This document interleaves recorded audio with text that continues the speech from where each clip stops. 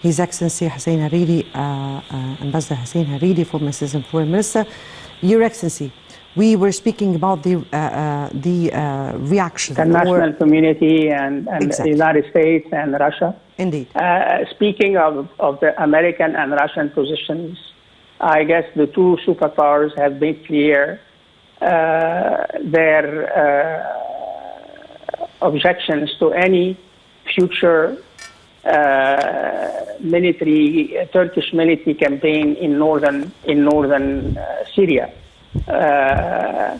And I guess the Turkish government has listened carefully, has studied carefully, has weighted carefully both positions. And the other day, the Turkish president said that this land operation will take place at the proper time, which means that he has postponed the Turkish decision to send Turkish troops inside northern Syria.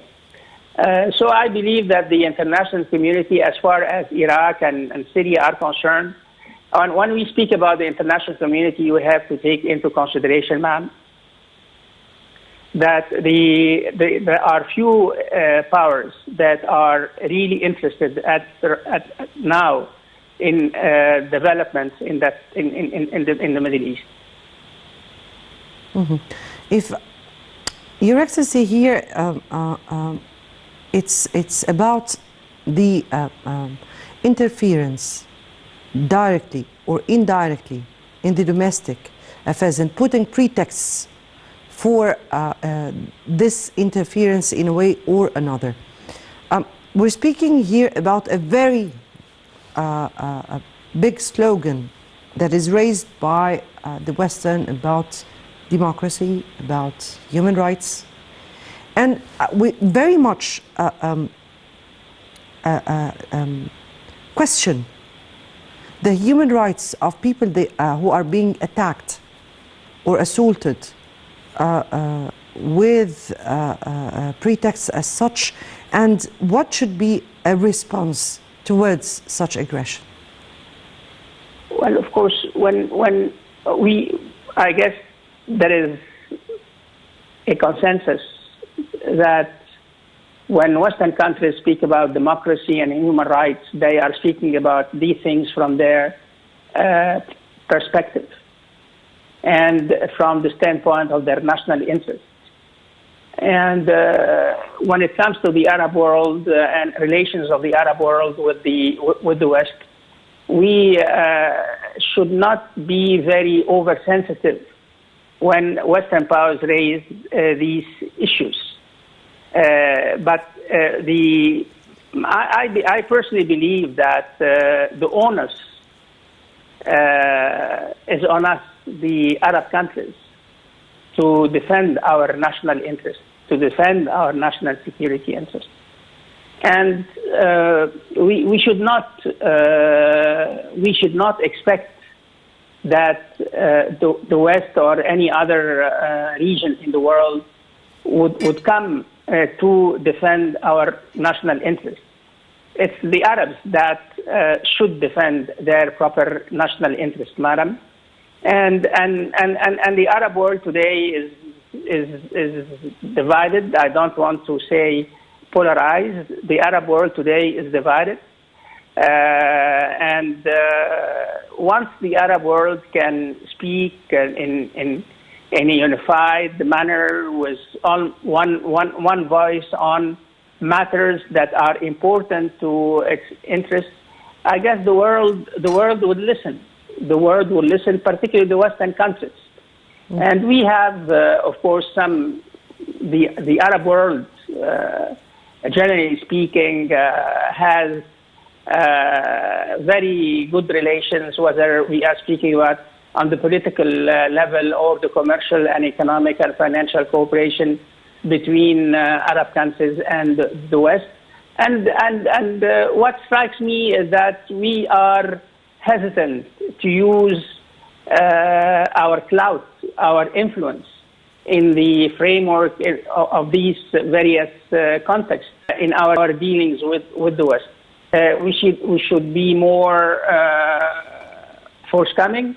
We should be more determined, more willing to speak with one voice with the Western powers, and I guess they are willing to listen and to take our point of views into consideration.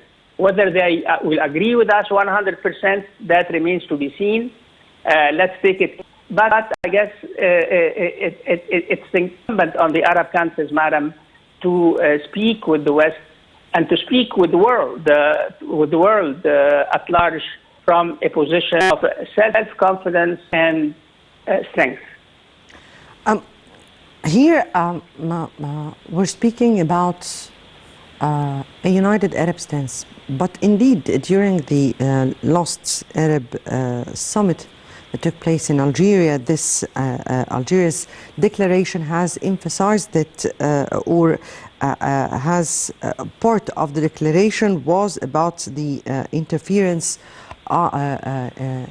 in the Arab affairs, and the Arab League issued this declaration emphasizing the willingness of all the Arabs to work against all forms of interference affecting Arab countries' domestic affairs.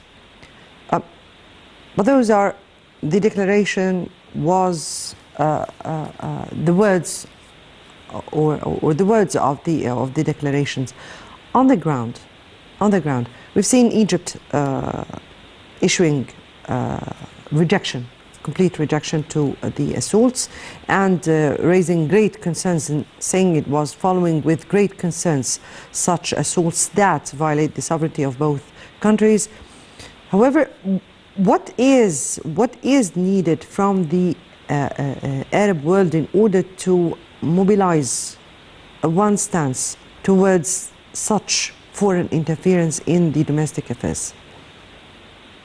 Well, I guess, international relations, madam, it's about power, about deterrence, about a will to face up to challenges. As long as these three elements are absent, I don't think that resolutions, declarations, communiques, whether by summits or by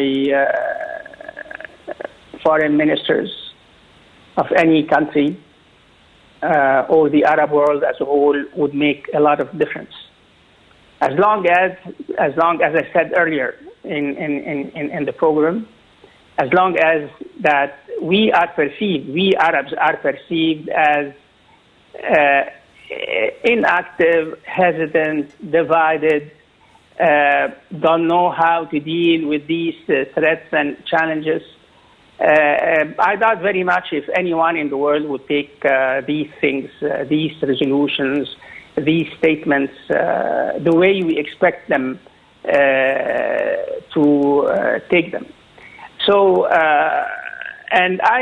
speaking about the Arab Summit, I would have liked that the Arab League or the Arab countries represented by what you could call the Arab Troika to send delegations to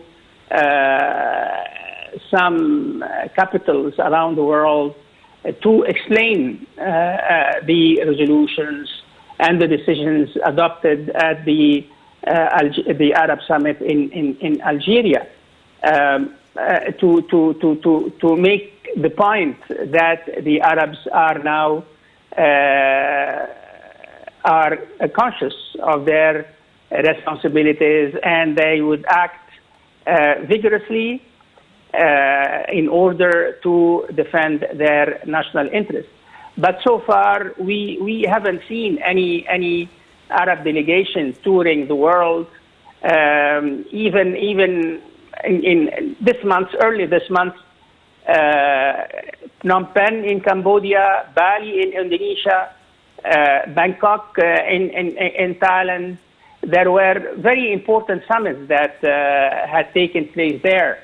I personally believe that would have been a very good occasion for the Arab League and for the Algerian presidency of the Arab Summit for this year to at least either to address a letter to the leaders meeting in these three summits, or at least to send a delegation,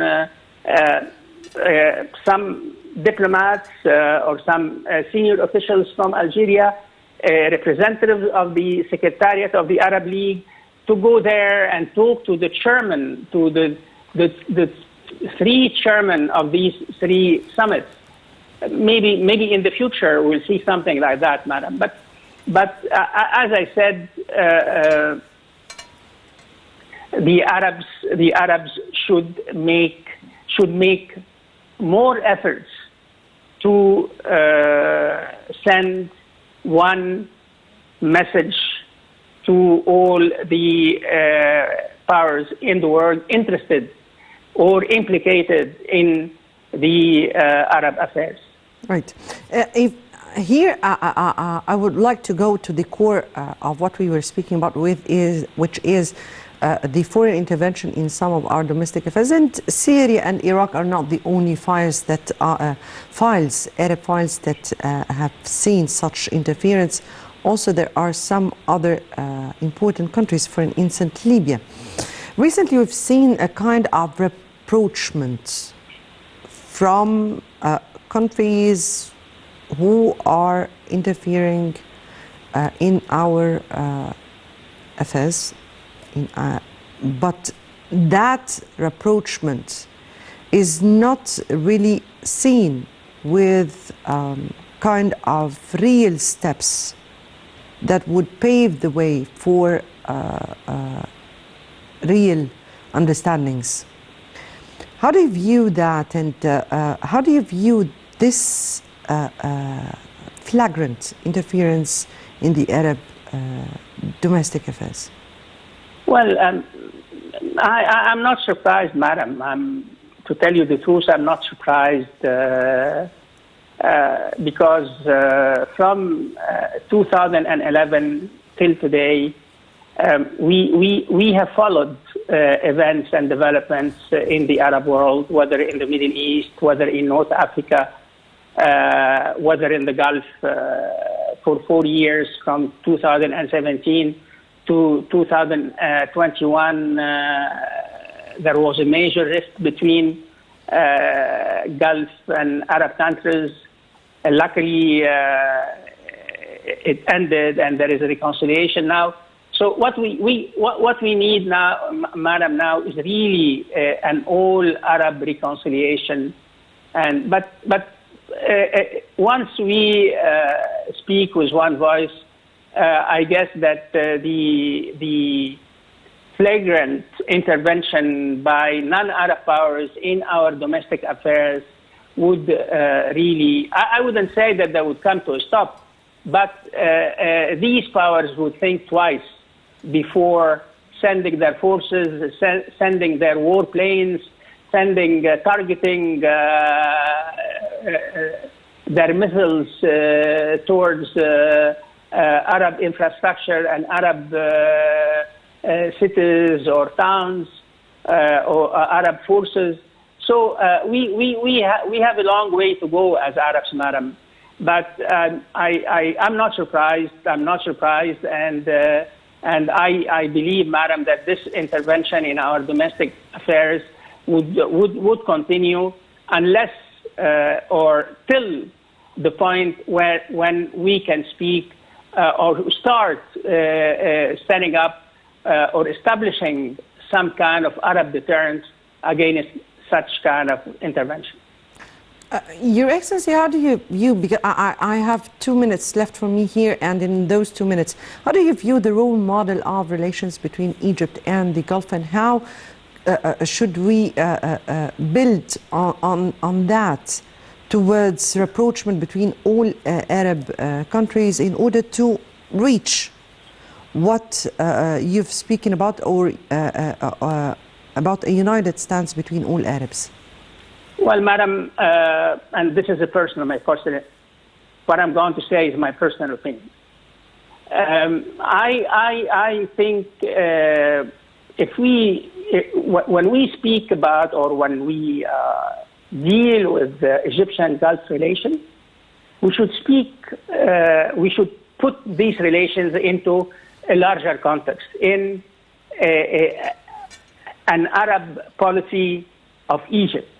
The Gulf is part of the Arab world.